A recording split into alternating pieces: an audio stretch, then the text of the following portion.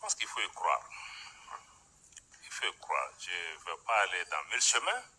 Nous-mêmes, au Mali, après le coup d'État, on a été approché par un pays dont je vais taire le nom ici, mais si on insiste, je peux le dire aussi, je n'ai pas peur, pour nous dire, écoutez, de combien de mois de transition vous avez besoin pour qu'on dise à la CEDEAO de vous foutre la paix? Contre une orientation qu'on nous voulait, qu'on n'a pas voulu prise, qu'on n'a pas voulu prendre.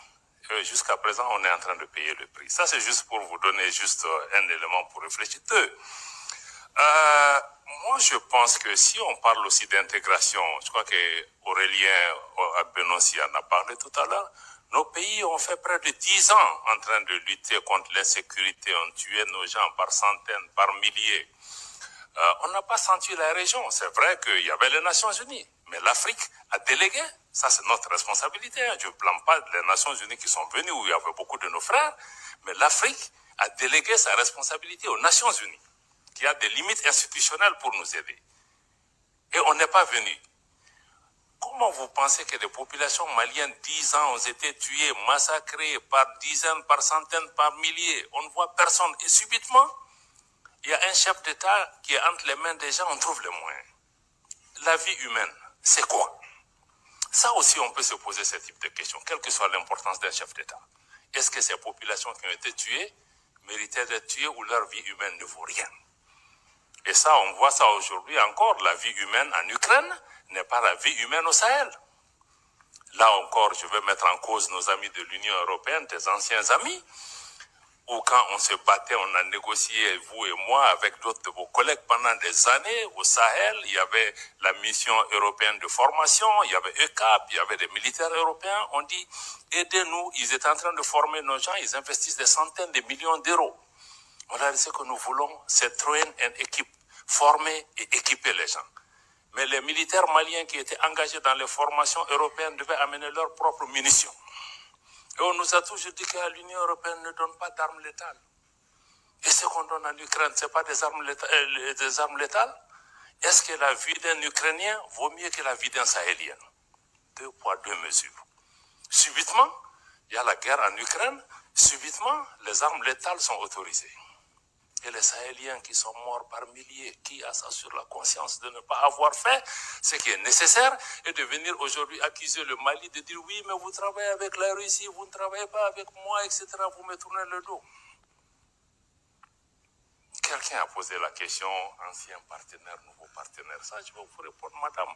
Parce que les gens ont l'habitude d'utiliser ça, oui. Pourquoi laisser un ancien maître pour un nouveau? Mais ça, je crois qu'il faut même sortir de la décolonisation mentale. Parce que la Russie n'a colonisé aucun pays. Il ne faut pas comparer des choses qui ne sont pas comparables. On parle d'anciennes puissances coloniales qui ont des habitudes qui ne sont pas parties. Maintenant, nous cherchons la sécurité pour notre pays. On va là où on trouve, puisque les Européens vous dites que vous ne donnez pas d'armes létales. Le Mali, c'est qu'on a avec la Russie, ce n'est pas des prêts, ce n'est pas des dons, on achète. Ils nous vendent. On est parti avec les Européens, avec les Américains, on dit qu'on achète, ils disent qu'ils ne vendent pas. Mais vous voulez que je lutte contre Al-Qaïda, l'État islamique, avec des bâtons? Et subitement, en Ukraine, vous êtes rendu compte qu'il leur faut des armes pour se battre. Donc je pense que quand on fait ce genre de comparaison aussi, il faut qu'on se dise, non, nous on n'est pas dans ça. Avec chaque partenaire, on cherche ceux qui peuvent résoudre pour le moment donné. Si c'est la Russie qui peut m'aider sur le plan militaire, je ferai. Si demain, c'est les Américains qui font mon affaire sur le plan économique, je ferai. Si c'est demain les Turcs qui peuvent... Donc, moi je pense qu'il faut que les gens comprennent que nous sommes dans ce schéma. Parce que quand le Mali a voulu choisir, on nous a dit que non, vous ne pouvez pas choisir. On dit aux gens, non, tu viens dans ma maison, mais tu me dis que moi, je vais dormir dans telle chambre, tu chasses ta femme et ton voisin ne viendra pas chez toi. On était dans ce type de choses. Quelqu'un dit oui, la souveraineté, on en a parlé pendant des années. Ce n'est pas un concept nouveau. Mais ce n'est pas un concept nouveau parce que l'Afrique francophone n'a pas grandi, elle est restée adolescente. Elle n'a jamais été décolonisée. Pourquoi on a 6 coups d'État dans des pays francophones et pas dans des pays anglophones? Ça, ce sont des questions de fond qu'on doit répondre. C'est pourquoi nos pays en sont. C'est une honte pour nous que 60 ans après les indépendances, on parle même de souveraineté. Parce qu'on ne l'a pas. Ni monétaire, ni économique, ni politique. Donc je crois que ça, il faut vraiment intégrer ces éléments dans l'élément. Je crois que tu as parlé aussi de crédibilité, c'est ça. Quand on dit au pays démocratie, ceci, mais nous voulons tous la démocratie. Le Mali a été un modèle de démocratie avant de tomber là où nous sommes tombés. Mais il faut aussi regarder les choses dans l'ordre. Mais vous disiez, bon, les pays où il y a eu le coup d'État, on parle de qui? On parle de Niger, du Mali et du Burkina comme s'il y a eu des coups d'État que chez nous. Mais les autres là, il s'est passé quoi? Pourquoi personne ne s'interroge? Pourquoi personne ne s'interroge de l'absence d'élection en Ukraine? Pourquoi? Grande question encore. 2 poids, 2 mesures.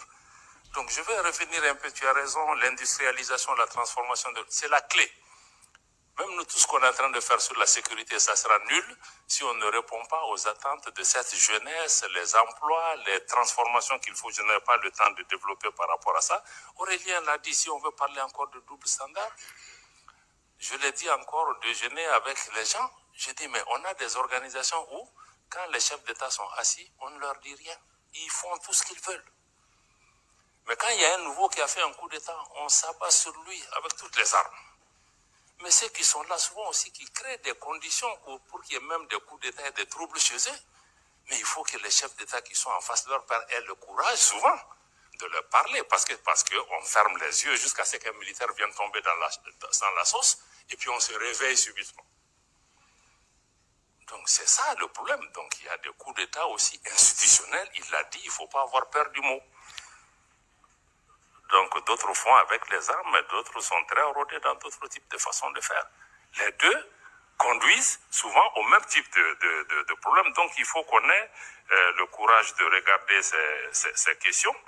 Et je pense qu'il faut aussi écouter la jeunesse, il l'a dit. L'Afrique est en train de changer, même pour nos dirigeants. Je crois que la vitesse de transformation de notre jeunesse, nous n'en mesurons pas les conséquences.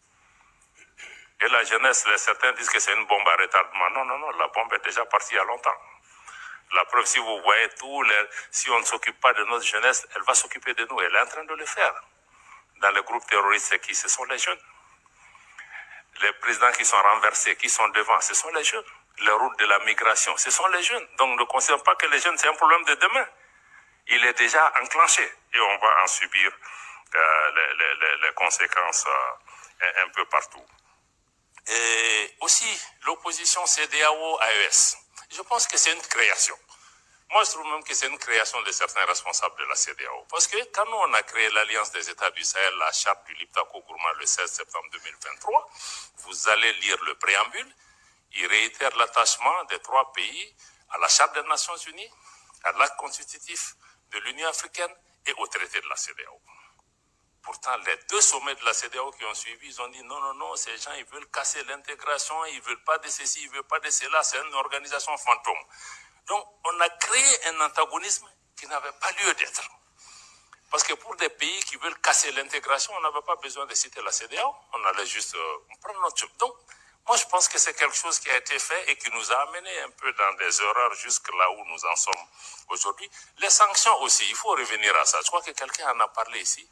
Pourquoi les sanctions n'ont pas marché? Ça n'a pas marché parce que l'objectif des sanctions dures qu'on a vues, fermeture des frontières, des banques, etc., et privation des denrées de première, l'objectif c'était de faire tomber les nouveaux régimes en faisant de la population des boucliers humains, que la population va descendre dans les rues. Je connais des chefs d'État qui ont dit dans les sommets que vous mettez une sanction comme on a fait au Niger, je vous donne ces 2 semaines maximum, ça va s'écrouler. Ça ne s'est pas produit. Donc moi je pense qu'il faut, quelqu'un l'a dit, sanction aussi ne veut pas dire ostracisme. Quand on sanctionne, il faut un engagement.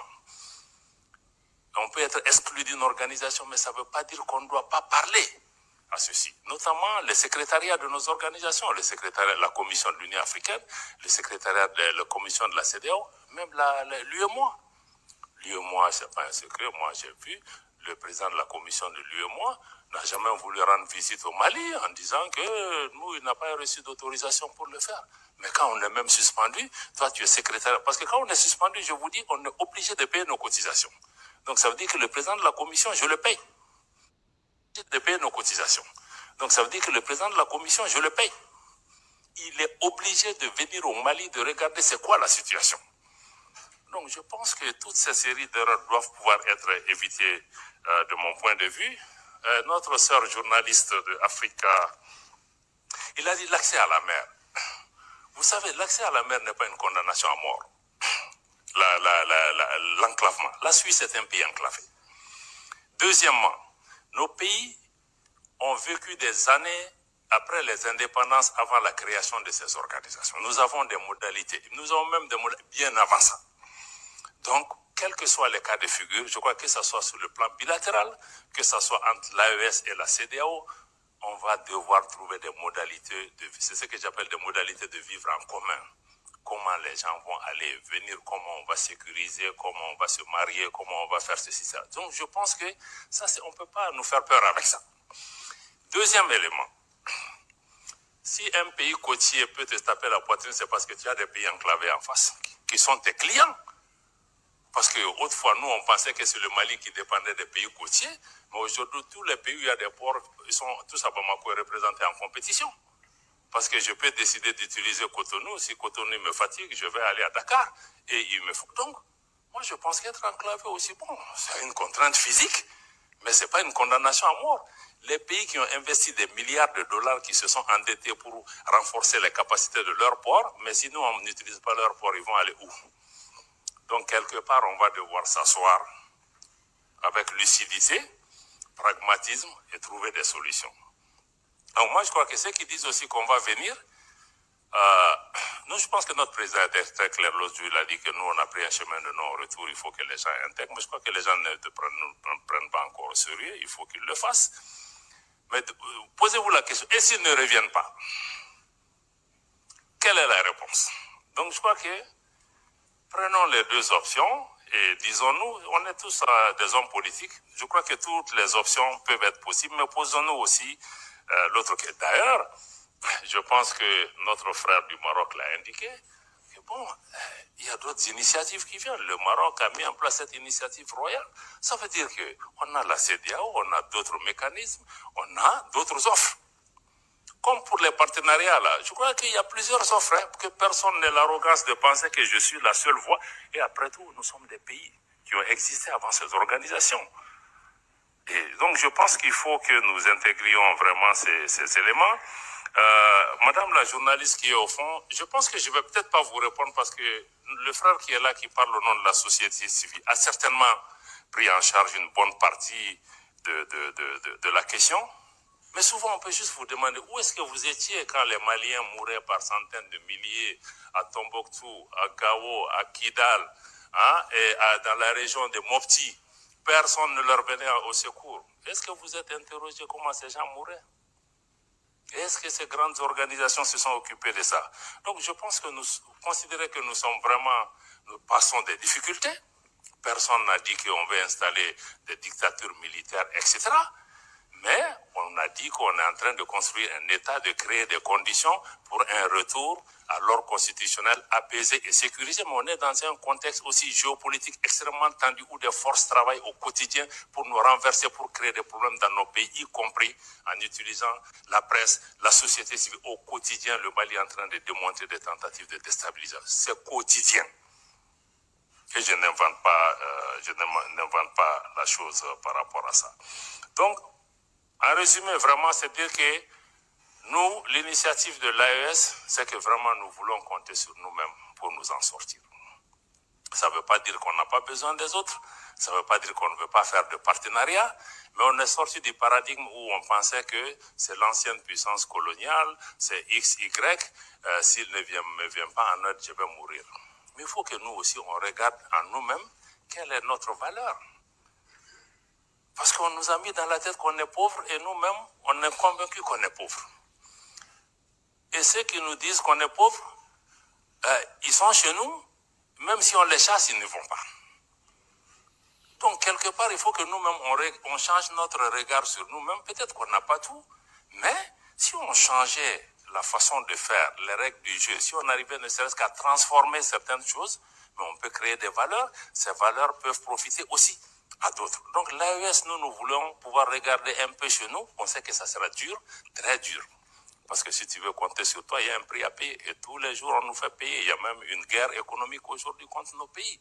Pour juste montrer que l'exemple, l'expérience ne va pas réussir. Bon, moi, je parie aussi que c'est à nous. La réussite ou pas de l'AES ou de toute tentative en Afrique, c'est entre les mains des Africains. C'est à nous. Donc, je ne fais pas de promesses aux gens que ça va réussir, ça ne va pas réussir. C'est à nous. Si on décide qu'il nous faut nous unir, il faut nous réveiller, il nous faut serrer la ceinture, bon, ça va réussir. Mais si on pense que c'est Paris, Washington ou Bruxelles qui va décider de notre sort, bon, naturellement, on peut attendre encore. Voilà. Merci beaucoup. Merci pour